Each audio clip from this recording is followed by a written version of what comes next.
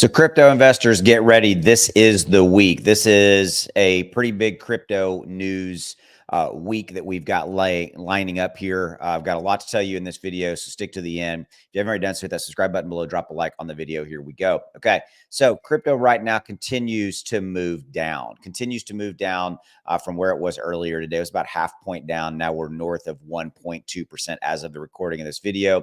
Bitcoin down about 1%. Everything's really about 1 to 3% down today, right now. Here's the reason why. Well, we are all waiting and watching and going to be looking at Wednesday, the 31st of January. Why? That is the FOMC, Federal Reserve meeting, where they're going to announce, are they going to keep the interest rates steady, or are they going to raise them? And I realize, again, I'm tired of talking about this on a side note, and you're probably tired of hearing about it, but this continues to be a main theme narrative here, is inflation and dealing with it, because it has a direct corollary and a direct impact on crypto. Okay, so the real thing that we're really looking at, though, so we are expecting the rate to stay steady, about 97-98% chance that's the decision we're going to get. They're not going to raise the rate. This is good news. Okay, but what we really want to know is when they're going to cut rates, when they're going to start loosening the constraints they've applied to us in the last, 11 plus interest rate hikes over the last 2 years, right? That's the key. Okay, so that's the reason you're seeing volatility, and going to continue to see volatility into today and into tomorrow, and right up to the moment when we find out the decision about what the Fed is or is not going to do. Okay. And you can take a look, you can see it in the charts. I mean, like, this is Bitcoin's chart, it's continue to have this volatility at play, right?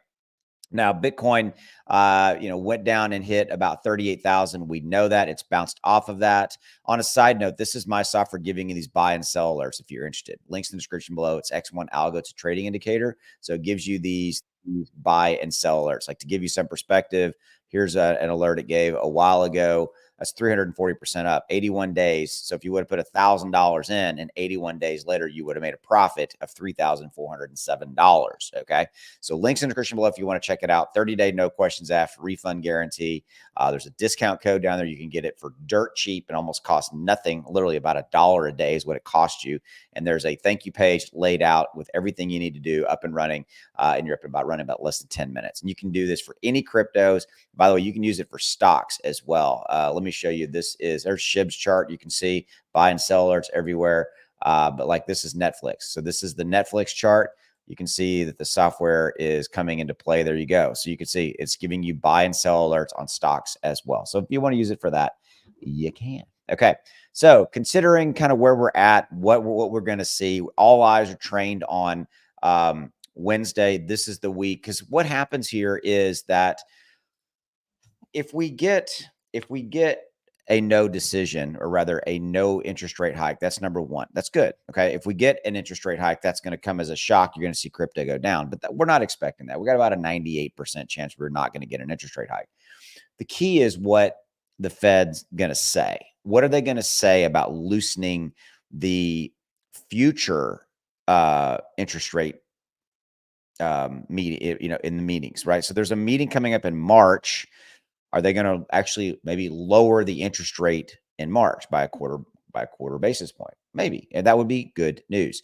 So we're all going to be watching the speech to see what they say. That's the key. So this is the week, because depending upon what comes out of the Federal Reserve meeting, that really sets the stage for the rest of February into March.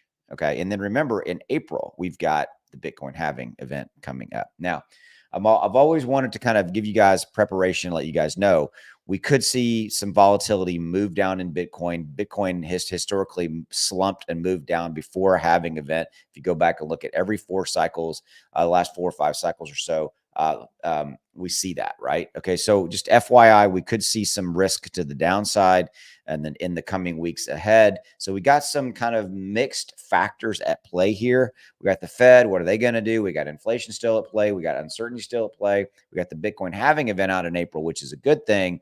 But we've got this historical trend analysis that says, hey, we could see Bitcoin, and by default, the rest of crypto move down before that Bitcoin halving event coming in April. All right. So a lot of stuff lots of stuff to digest and lots going on. That's what I got for you right now. Thank you for your time. I'll see you. Bye.